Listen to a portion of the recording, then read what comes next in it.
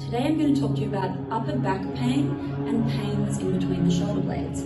This is a really common presentation that we see in the clinic, and it's usually due to poor posture. Most of what we do in our daily lives in our current society is with our arms out in front of us. Scrolling, laptop, computer, driving, absolutely everything. And there are a number of things that you can do to help prevent this pain from getting worse. A few anatomical features that can impact this pain or cause you to experience pain include your facet joints, which are the middle joints down the middle of your spine, your costovertebral joints, which is where your ribs enter into the spine, and also the muscles at the front, which can cause your shoulders to round forward. So today I'm going to talk to you a little bit about how to improve these issues and prevent your little acute pain from cumulatively building up to something worse. Ergonomics and posture are really important to prevent the overload of your joints and also the increase in tension of your muscles at the front. The first thing that I think is the most important is making sure that your collarbones smile. So often we see people driving a computer like this. We want you to sit up tall with increased thoracic extension and then making those collarbones smile by opening up your chest. The other component that I think is important is making sure that you don't have any closed angles of your joints. For example, making sure your hips are not in 90 degrees. This seat's a little bit high for me, but if I could lower it and I was at a desk, I would bring my hips forward and make sure my knees are below my hips. Same with the elbows, same with the wrists and the ankles. There are three components that can help improve your upper back pain and the in between the shoulder blade pain. And these include working on your ergonomics and your posture, the mobility of your thoracic spine and your shoulder girdle, and strengthening your postural muscles, including your rhomboids, lower traps, and even your rotator cuff. So I'm going to show you a few examples of what you can do to prevent this pain from increasing or getting particularly worse.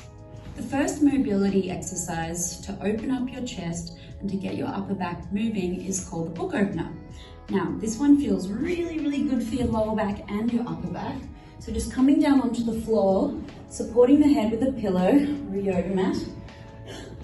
I want you to stack your knees and your feet, relax, have both hands together, open up to the sky and look over your shoulder to the opposite side. And repeat. Here you can take a breath in, good, and exhale as you turn and look over the other side. Doing these about 10 times, 5 or 10 times throughout your day can really help improve or reduce that stiffness from overloading. If you want a little bit more through your lower back, you can straighten out your bottom leg, throw your top leg over. For me, this is more relaxing because I'm quite bendy. Over and hold. You get a really nice pec stretch as well as you come on through. The next mobility exercise for your upper back and for opening up your chest is what I like to call a long foam roller arm series. So if you've got a long foam roller, it has to be so long that you can sit on one end and have your head supported at the other end. If not, you can prop your bum up with a pillow if you've got a shorter one or one of those ones that, aren't this beautiful long length. So scooting down your butt to the end of the roller, you're gonna lie down and relax. First things first, opening up your chest, feet wide for a bit of stability, feels really good. Gravity is pulling your chest open, making your collarbones smile.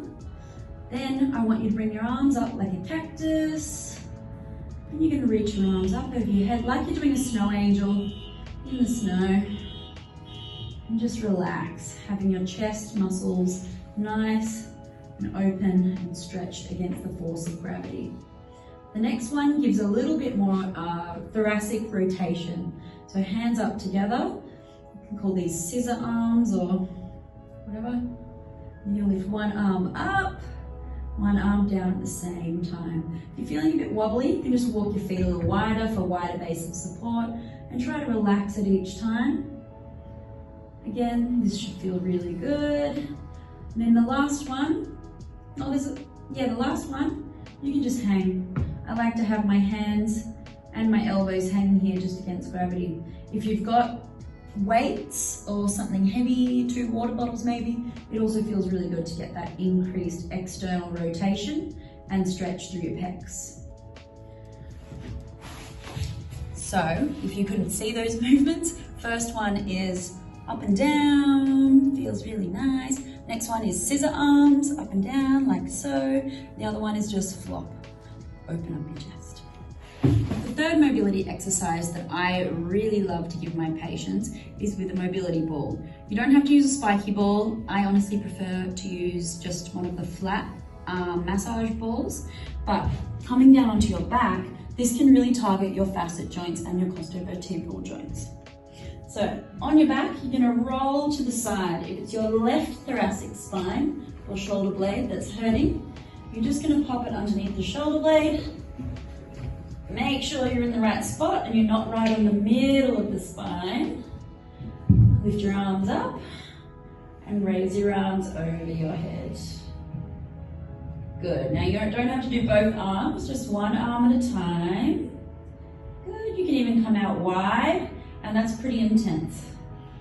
Now if that's not intense enough for you and you're a little bit crazy, you might want to lift up your hips for increased gravity. Now I'm going to wiggle around a little bit, find the right spot, coming up, good, and even wide. And do that for as long as you can handle it. Here are 3 exercises that you can do to strengthen your postural muscles. The first one is a prone scapular retraction. So lying down on your tummy, you can pop a towel under your head so you're not poking your chin out. Forehead down, palms by your side, pulling your belly button away from the floor. I want you to open up your collarbones and lift your arms and hold. It's good to increase your time for holding those reps over time. So you could start with 10 times 5-second holds, ensuring that you're not using your upper trapezius and you're really engaging the lower parts of your scapular muscles that are going to open up and retract down your shoulder blades. Banded pull-aparts are a really great way to get your upper back muscles moving. For people who have a little bit of niggly neck pain or upper traps that are super overactive, this may not be the best option for you to start. You'd probably be better off doing your prone scap retractions. So here, you can go palms up or palms down. Both of them work very well. It just depends on what you want to activate. So palms up, you can do this standing or sitting as well. You're going to open up your collarbones, you're going to make them smile, and you're going to pull the band apart as far as you can without doing any yucky compensatory movements like this. So I'm going to try with palms down, roll your shoulders gently back, open up your chest, and you're going to pull. Hold, 2, 3, control back in, don't let the band go slack. And again, that's getting the rhomboids, lower traps, maybe a little bit of upper traps for me because I'm a bit sore from doing things at the gym. And that is it.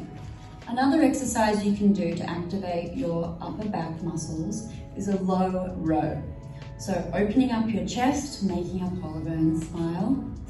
You're going to row, squeezing your shoulder blades together without overcompensating from the ribs or the lumbar spine. So you want to set your shoulders back, open up your chest, hold, 2, 3, and release. Hold, 2, 3, and release. You could also come out wider if you don't have anterior shoulder pain. Just hits a different part of your upper back and is a little more challenging for those who have tight upper traps or a little bit niggly through the neck. Thank you for listening to my video.